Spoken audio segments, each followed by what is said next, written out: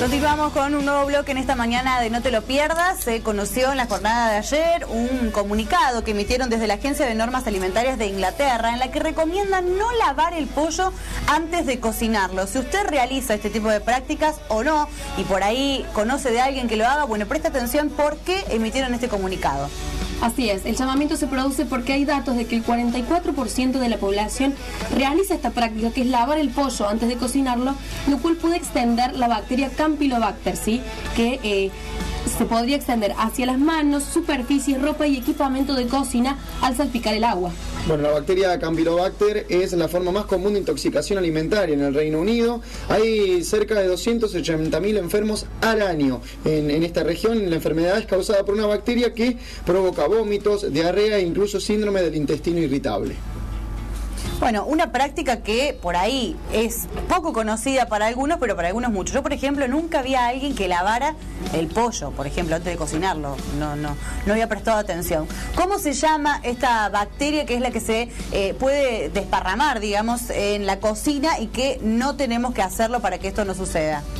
La bacteria tiene el nombre de Campylobacter, como mencionábamos recién, y bueno, hay que evitar precisamente esto, el hecho de lavar el pollo antes de cocinarlo, porque ya directamente el efecto que hace el calor en la comida es de eliminar todo este tipo de bacterias, ¿no? Así es, bueno, también es muy preciso el hecho de cómo ir cuidándonos a la hora de cocinar, el hecho de la higiene, en el hecho de si vamos al baño, por ejemplo, siempre ir lavándose las manos, los alimentos también ir conservándolos, no mezclarlo crudo con lo cocido, que muchas veces uno entra en ese pecado de en la misma tabla donde cortó la carne cruda, después apoyar el asado ya hecho, porque ahí quedan las bacterias de justamente lo crudo y demás, entre otras tantas, como así también mantener la temperatura correcta una vez los alimentos ya cocinados, entre otras cosas, obviamente. Bueno, para consultarle respecto de las buenas prácticas de manufactura que hay que tener en la cocina y el cuidado precisamente al momento de cocinar, estamos con nuestras invitadas, con la doctora Noelia Coria, docente de bromatología de la universidad y también trabajando en bromatología de la municipalidad, y también con Diana Venegas, microbióloga, profesora también de microbiología general y técnica superior en el Cervantes. Bueno, chicas, buenos días primero. Buen día. Para que nos cuenten de qué se trata esto de lavar el pollo. Yo nunca había escuchado a alguien que lave el pollo antes de cocinarlo, por ejemplo. Sí, mira, yo quería aclararte algo sobre esa nota. Ese comunicado fue específicamente para el Reino Unido. Ellos tienen una incidencia bastante importante de esta bacteria que, como bien decían, es Campylobacter. Tienen problemas serios con este microorganismo. En la Argentina no hay estadística sobre este tipo de microorganismos porque, como hablábamos con Noelia hace un momento, se reportan directamente los casos de diarrea. Entonces muchas veces no se llega a determinar la etiología de la diarrea. Es importante eso, es un problema que ellos tienen dentro de su país, que no debería extenderse necesariamente a toda la población mundial. Es más, yo pude averiguar justamente por esto, por esta nota que había salido, que en muchos países de Centroamérica es una práctica normal el lavado del pollo, porque no están implementados en muchos casos las buenas prácticas de manufactura en los criaderos de pollos y en las plantas de faenamiento. Entonces es muy común que los pollos... En casa hay que hacerlo, digamos. Claro, que los pollos se contaminen de alguna forma, es decir, llegan con sangre, plumas o en algunos casos restos de materia fecal. Entonces ellos se ven, por decirlo de alguna forma, obligados a lavarlos antes de cocinarlos. En nuestro país, en la mayoría de los frigoríficos, yo te diría que en casi todos, ¿no?, está implementada las buenas prácticas de manufactura.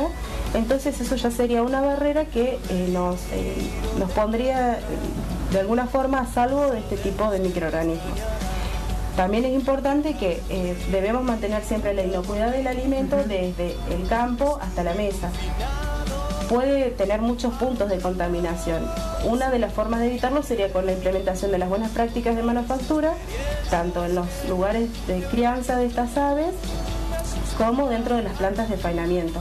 Y así... en casa. Claro, y en casa también sí debemos aplicar algunas normas. Con respecto a esto, la Organización Mundial de la Salud no está ni a favor ni en contra del lavado de la carne de pollo específicamente. Pero es lavado con agua, o sea, abrís la canilla y lo lavás con agua, nada más. Exactamente, no tiene nada. Y el agua, o sea, una de las recomendaciones que ellos hacen es que el agua siempre tiene que ser apta, o es decir, potable. Bueno, como te comentaba, la Organización Mundial de la Salud no dijo en ningún momento sí o no. O sea, esto está a discusión dependiendo de la incidencia que tiene este microorganismo en las distintas partes del mundo. Lo único que ellos hicieron son la recomendación general que ellos siempre hacen, que son las 5 reglas de oro, que son las que uno debe implementar en el hogar. En el hogar. Claro, para prevenirnos de cualquier otra ETA que podamos llegar a tener, no necesariamente una campilobacteriosis. Noelia, ¿te acordás cuáles son esas 5 prácticas?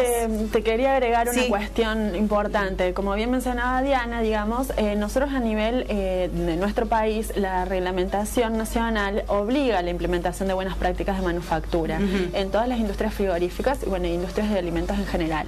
Entonces, todo aquel pollo que uno pueda llegar a consumir en su casa, si viene desde la industria, ¿sí? Desde una planta de faena, quiere decir que está incorporada este tipo de prácticas. Que seguro, digamos. Entonces, claro, no sería común encontrar un pollo de repente que tenga o restos de materia fecal o de plumas o algo. ¿Cuándo nos puede pasar esto? Cuando de repente en nuestro país también existe la costumbre de familias que tienen pollos y los crían para consumo propio. Entonces, en ese caso, donde la faena se hace en la casa, tal vez no están tan ajustadas estas cuestiones. Entonces, ahí es sí donde en la cocina puede llegar ese pollo con este tipo de contaminaciones. Y como bien decía Diana, digamos, no es solamente la campylobacteriosis lo grave, ¿sí? Sino que, bueno, en el caso nuestro, en nuestro país, no hay algo determinado, pero sí es muy importante el tema del Escherichia coli, que también está presente en la carne de aves, y, bueno, la salmonelosis, que eso sí es específica de las aves. Entonces, estas prácticas, estas 5 reglas que se utilizan, son aplicables para todo tipo de microorganismos, y que, bueno, por ahí de repente a ellos la estadística les marca, ¿no?, que, bueno, son enfermedades que causan diarreas y cosas por el estilo, pero siempre hay que tener en cuenta que nos puede tocar a cualquiera puede tener un tipo de inmunosupresión que nos puede hacer más susceptibles a alguna enfermedad, ¿sí? Ya sea cursar con alguna enfermedad, mujeres embarazadas, ancianos, niños, bebés, todas son personas mucho más susceptibles a contraer la enfermedad. Entonces, de repente, los microorganismos están presentes, ¿sí? Porque son flora normal del animal, pero nosotros, a través de la cocción y las buenas prácticas, los eliminamos. Exacto. Esas reglas tienen que ver con usar agua potable, ¿sí? Mantener los alimentos en las temperaturas adecuadas, ya sea de conservación en frío, por ejemplo, siempre no más de 5 grados, y cuando hablamos de alimentos calientes, siempre la cocción debe ser, y las temperaturas de mantenimiento, mayores a 65 grados, ¿sí? Eso nos garantiza de que las bacterias no van a tener temperaturas cómodas para vivir y reproducirse, ¿sí? Entonces, eso es importante para el pollo y cualquier otro tipo de carnes u otras comidas ya elaboradas. Y después, bueno, no mezclar crudo con cocido, como bien lo mencionaban, pero no solamente en la mesa, sino que también tenerlo en cuenta en lugares como la heladera, ¿sí? Eso es muy importante, porque de repente uno se descuida, llega, compra la bolsa de carne, pollo, carne de vaca, la que sea, y la guardamos en el primer estante. Y por ahí resume un líquido, que de repente abajo, supongamos, tenemos un postre preparado, una torta, algo, y nos contamina lo de abajo. Entonces, esa es una buena práctica a implementar en el hogar, ¿sí? De que siempre lo crudo debajo y lo cocido listo para consumir en los estantes superiores de la heladera. No sé si... Y otro punto también a tener en cuenta es la conservación de las cadenas de frío, más allá de Campylobacter, para todos los alimentos en general. Es decir, que cuando la ama de casa o cualquier persona va a hacer las compras al súper o a la despensa o al lugar donde normalmente adquiere estos alimentos, es tener un orden. Continúe con la cadena de frío. Continúe siempre con la cadena de frío. Exacto. Es decir, que los productos lo último lácteos, que se compra es lo que está en la heladera, y lo primero que se compra es que se guarda en la casa es lo de la heladera. Exactamente, siempre. Y lo congelado se descongeló, no se vuelve a congelar. Eso, atento, porque por ahí en casa descongelamos y decimos, nos sobró, lo volvemos. No, lo congelado se descongeló, se consume o se tira. No se vuelve a congelar. Chicas, buenos días.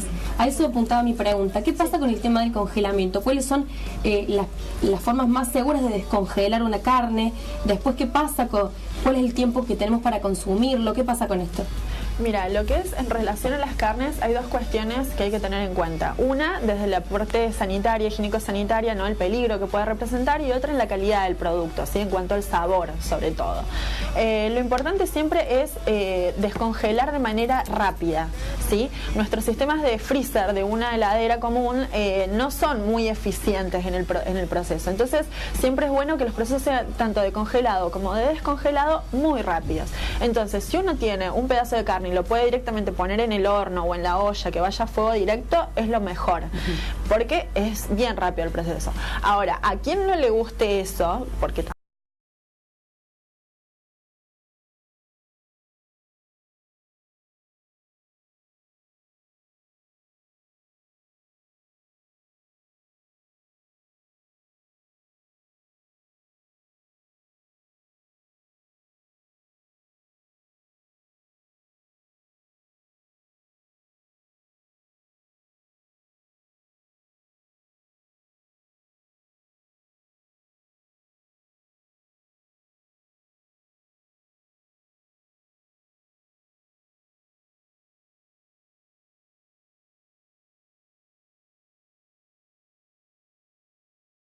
una fuente de calor rápida, exactamente. Chicas, ¿es erróneo el hecho de sobra pizzas o empanadas cuando uno se junta con amigos y dejarlo en el horno en vez de la heladera? Sí, por supuesto. Porque es la tendencia esa, dejar siempre las cosas en el horno. Sí, en ese caso, por ejemplo, bueno, una pizza tal vez, dependiendo del ingrediente que pueda llegar a tener agregado, ¿no es cierto?, va a representar más o menos riesgo. Una empanada sí, porque generalmente los rellenos, sobre todo si son de carne o cosas más elaboradas, son más riesgosos. Pero justamente, si la cocción, si bien ya se realizó, pero una vez que está cocinado, uno puede volver a contaminarlo, obviamente no de manera intencional, y cuando uno lo deja a temperatura ambiente, esa contaminación puede multiplicarse y después ser mala si uno no la calienta adecuadamente al querer consumirlo después. Chicas, vamos a marcar una pequeñísima pausa y enseguida vamos a regresar, vamos a seguir charlando sobre este tema porque realmente es muy interesante para ustedes que están en casa. Por ahí justo este es el momento en el que están cocinando, abren la heladera y dicen, hice mal y puse los alimentos crudos arriba y los cocidos abajo. Bueno, ya cámbielo, le damos tiempo en la pausa para que lo haga y que se vuelva a sentar para seguir escuchando todos los consejos que nos dan las doctoras. En un ratito regresamos con más, quédense con nosotros.